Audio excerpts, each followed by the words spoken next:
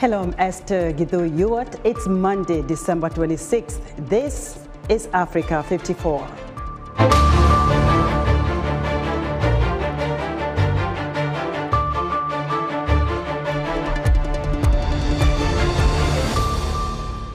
Ethiopian officials enter Tigray for their first visit following a peace deal meant to end 2 years of conflict.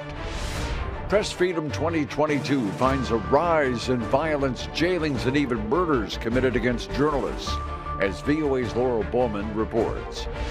U.S. firearms-related killings soared in 2022 to the highest level in nearly 3 decades, as VOA's Simpkins reports.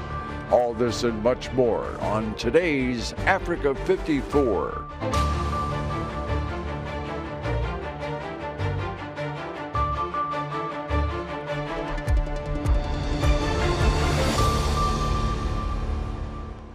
We begin in the Horn of Africa, where a high-level Ethiopian team arrived Monday in Mekelle, the capital of rebel-held Tigray, for a first official visit following a peace deal aimed at ending a brutal 2-year conflict. This first-of-its-kind visit follows 2 years of intense fighting that began in November 2020, when Prime Minister Abiy Ahmed sent troops into Tigray after accusing the Tigray People's Liberation Front, the ruling party in the region, of attacking army bases. The delegation includes the House of People's Representatives, Speaker Tegese Chafo and Redwan Hussein, the security advisor to Prime Minister Abiy Ahmed, as well as the Ministers of Justice, Transport, Communication and Labor. The conflict also unleashed one of the world's worst humanitarian disasters in recent times, with aid groups saying Tigrayan residents were starving and roads and bridges to the region were cut off, making it hard for aid groups to deliver essential services such as food and medicines. Though the actual number of casualties vary widely, the United States says that as many as 500,000 people have died. Tigrayan rebels say that 2/3 of their forces have disengaged from the front lines. Following the Pretoria truce, food delivery, medicine and other services such as fuel and cash have begun flowing into Tigray.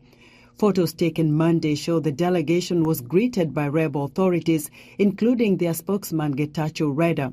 According to the United Nations, more than 2 million people are displaced, hundreds of thousands are on the brink of famine, and more than 13 million people are dependent on humanitarian aid. Of these, over 5 million are in Tigray, 7 million in Amhara, and 1.2 million in Afar. The Tigray region of 6 million is still largely without electricity and phone lines. Now, for more on the Ethiopian delegation's meeting in Mekelle, I'm joined by VOA Horn of Africa reporter Tigist Geme. Tigist, let's jump right into it. What does this high-level meeting in Tigray mean? Thank you for having me, Esther. Obviously, this is highly symbolic. And the fact that, high delegates, including the Speaker of the Parliament and high-level ministers are joining and going to Mekelle after a 2-year brutal war, both online and offline, and for these leaders to be facing, meeting face to face. And I was looking at the videos that our stringer from Mekelle sent, and just shaking hands and giving joint presser. It's highly symbolic, and maybe we could say it's on a right track for the truce to be holding. So we'll wait and see, though. Definitely. But what kind of assistance is the Ethiopian government hoping to offer so many that have been displaced because of the 2-year conflict? So far, the Ethiopian government is opening banks, which have been, for 2 years, there was no bank or electricity service in the entire Tigray region. And at least in some cities, this is happening now. And just today, the Ethiopian government announced that 20 more branch banks will open. That means people might have access to their money, which they probably put in bank prior. We don't know yet. I mean, residents are saying even in the areas that the banks are open, they're not able to get their money. But we can see these services opening up will help the people who are in much need. And aid is moving, at least in parts of Tigray region. Obviously, we don't know much because of the phone problem. We can't reach as much residents as we would like as reporters. But these are good steps, like good first steps. So given this is a very good gesture that has not happened in years in Ethiopia, is there a likelihood from what you hear from analysts that perhaps Prime Minister Abiy Ahmed may be able to meet in the near future with Tigrayan leaders? We'll wait and see. There's no way to know. But the Prime Minister has said yesterday in his speech, he's hopeful that this thing will hold and peace will prevail in the country. And today, when one of the Tigray leaders, Dr. Debretsion Gebremichael, in his presser after he met with the Ethiopian government delegation, said he specifically thanked Dr. Abiy Ahmed, the Prime Minister, which is really like what we have to look at is like, especially this brutal war was not just offline on the ground, the online brutal word fights you've been reporting, we all are reporting. After this, all the fact that they're thanking each other shows, experts say it shows there's hope. Definitely, there's hope. Let's hope for the best. Thank you so much, Tigist. Thank you for having me. Tigist Gembe is a multimedia reporter with VOA Horn of Africa service. The easing of restrictions imposed during the COVID-19 pandemic meant more journalists were out on assignment in 2022. The combined with the expansion of deadly conflicts created a spike in killings and jailings of journalists. VOA Laurel Bowman reports. Violence in Mexico, war in Ukraine, repressive laws and crackdowns directed at the media. 2022 has been a tough year. With journalists jailed in Iran for covering protests or killed in the West Bank covering clashes, arrests and deadly violence are at an all-time high. Media watchdogs say press freedom in 2022 has declined. Unfortunately, we observed the sharpest increase in journalists who are being detained, held hostage, and killed around the world. Reporters Without Borders reports that 533 journalists were detained this year and 57 killed. China, Myanmar, and Iran are the top jailers of journalists, while Mexico, Ukraine, and Haiti were particularly deadly countries to cover in 2022. Russia's war in Ukraine left a huge mark, with Moscow imposing repressive laws aimed at stifling reporting, and iconic news outlets were forced to close. In Ukraine, journalists work to keep staff safe and audiences informed. It's not easy to cover any war, but especially so when it's a war that is in your country and you're not just a journalist who arrives on the scene and then goes home to safety, but there's no safety for you, there's no safety for your family. But war zones aren't the only danger for media. In Mexico, violence and the targeted killings of journalists led to the country's most deadly year. Media watchdogs there say the repercussions are wide. What worries us most is lethal violence, because when a journalist is killed, something known as a double murder happens. The murder of the person and the silencing of the stories and investigations that are not going to be told. It has a very strong, cascading effect of fear and censorship.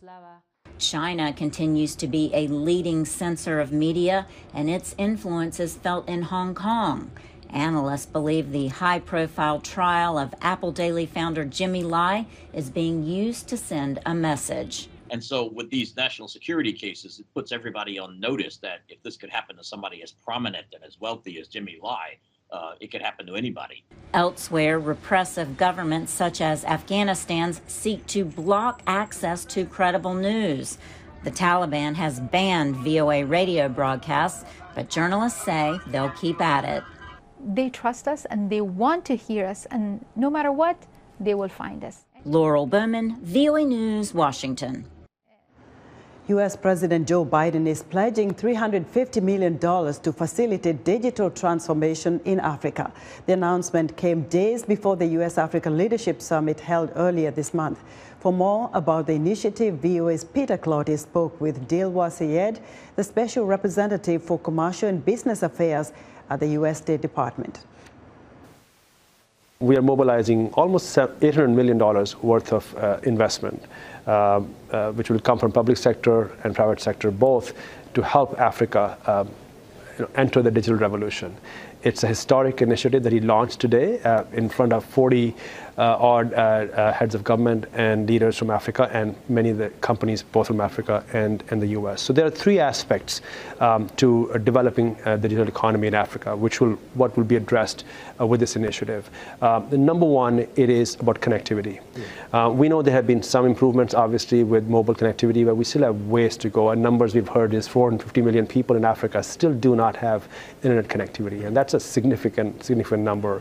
We will see a whole lot of investment to make sure that countries across Africa get to have an open, interoperable, secure, and reliable internet. So that's our commitment. Number two, it is about developing the human capital.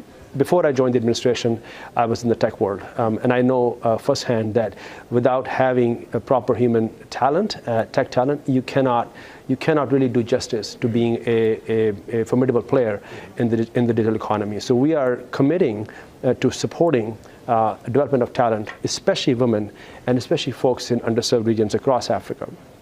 And the third is making sure that we can facilitate an environment where digital economy can thrive.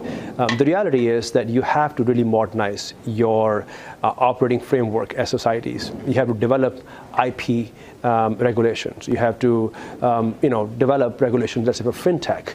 And we know there are countries like Kenya, for example, who have done really well, where half the GDP processes through M-Pesa because they have define how a fintech would operate.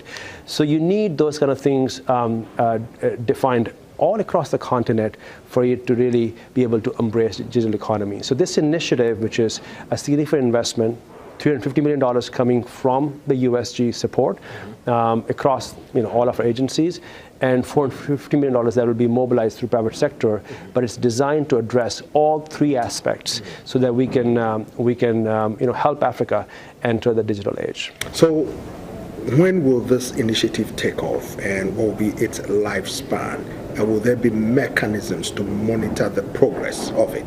Yeah, so I would say parts of it's already happening. So the good news is we have a number of places where we have active deals that are led by DFC, Development Finance Corporation. One example, Africa4, DFC is supporting a $100 million investment with Africa4 to upgrade its mobile networks in Congo and Sierra Leone. There is $300 million worth of investment for data centers in South Africa. So those are significant initiatives, Peter. Now, obviously, we need partners on the other end for us to quickly identify projects, make sure we have capacity of folks who are my counterparts on the other end for us to bring this investment online. Lifespan is, look, we would love to do this soon, but this is massive ambitious initiative, and there is an uneven plane in terms of capacity of various governments. So we're going to have to see where we can go first and what we need to develop. But of course, you can think of it as a long, sustained partnership to make sure that the entire continent comes online the way it should be. We recognize that Africa is not a monolith. There are countries that are much farther along, and other countries are not. You've seen the president has been very intentional about making sure that we are serving the underserved as well. So we don't want to just focus on a few countries. We want to make sure that we show up in places that have been left behind. And so, I can see it as a mid to long-term effort. That was VOA's Peter Clotty speaking with Dilwa Syed, the Special Representative for Commercial and Business Affairs at the U.S. State Department. Old Baobab in Kenya trees are facing some new threats on top of climate change. Some are now being uprooted and exported. A number of farmers say they don't see the economic benefits of the tree, which can take up space in their crop fields.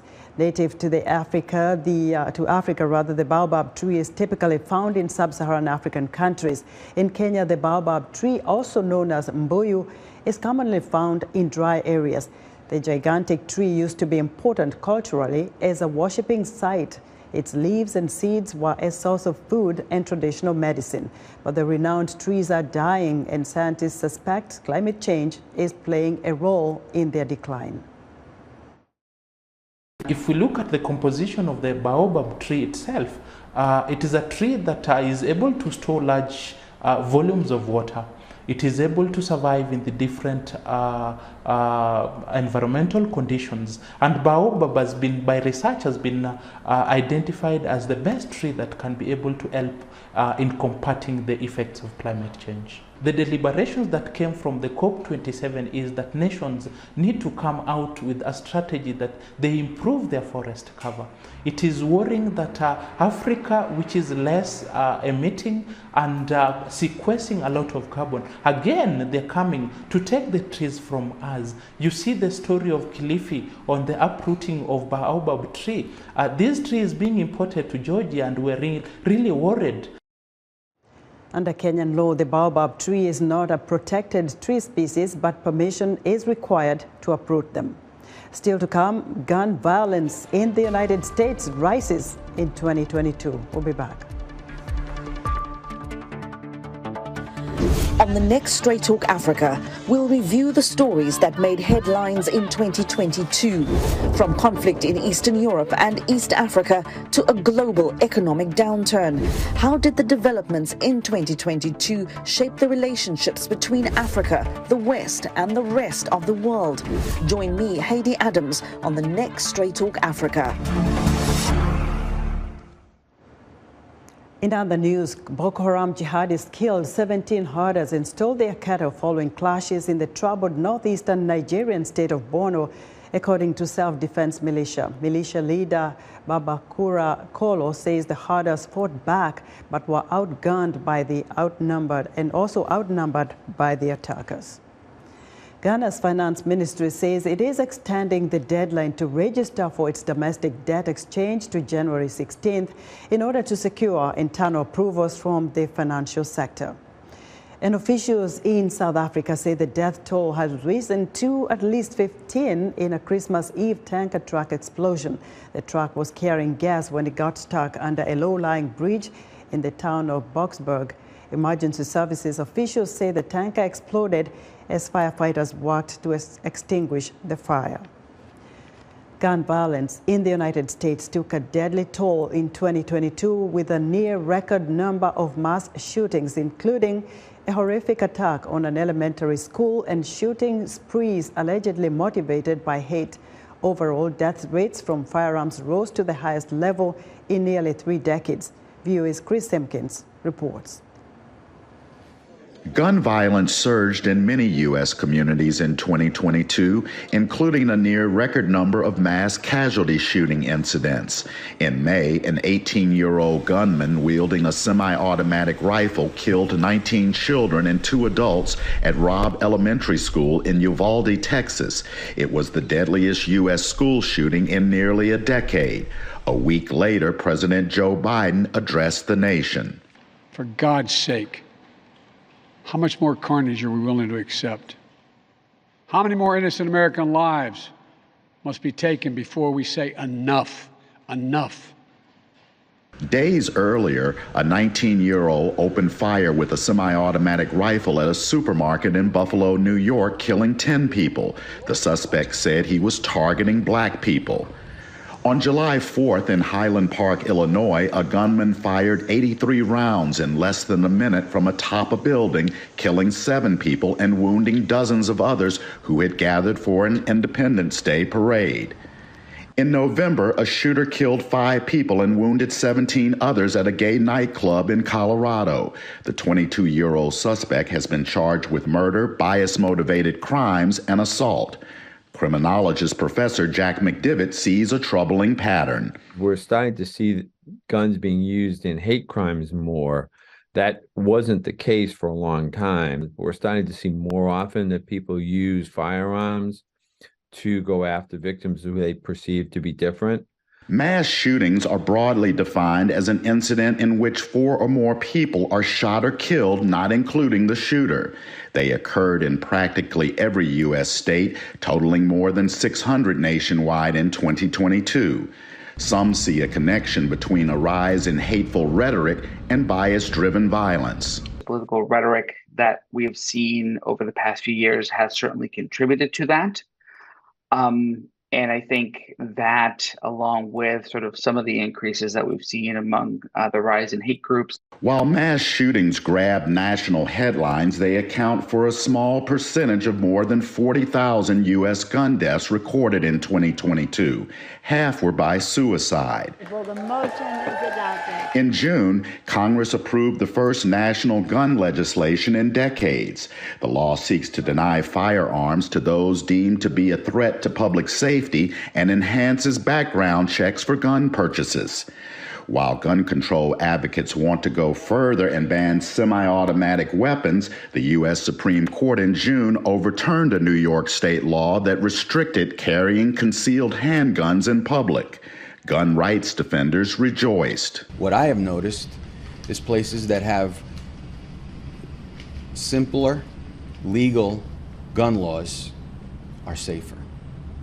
Because, for instance, the recent shootings that we had, I feel if a place is unprotected by firearms, it's a soft target.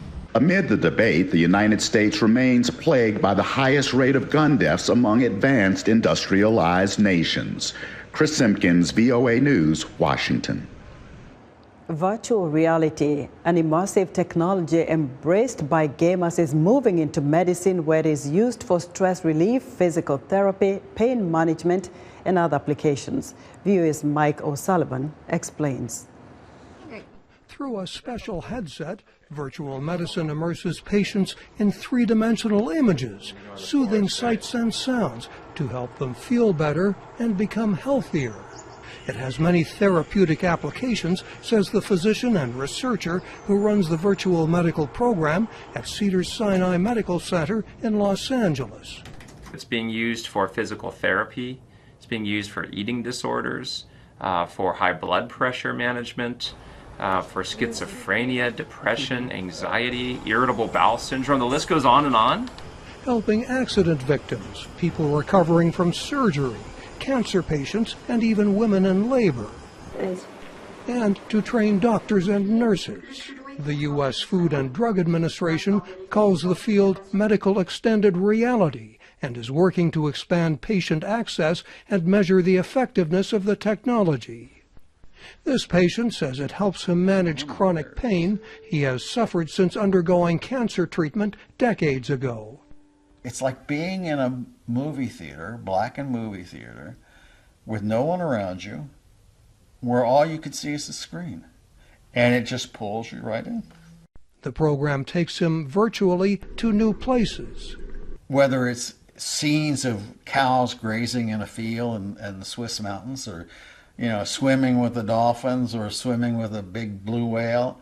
The system provides feedback to help users calm the mind and retrain the brain, says a psychiatrist who develops the programs that work through sophisticated headsets. So this headset has embedded biosensors in it for collecting heart rate variability, your pupillometry, which is your pupil size, also eye tracking. Letting the patient fly over a waterfall, for example, controlling the imagery with the mind as the body responds to the calming experience.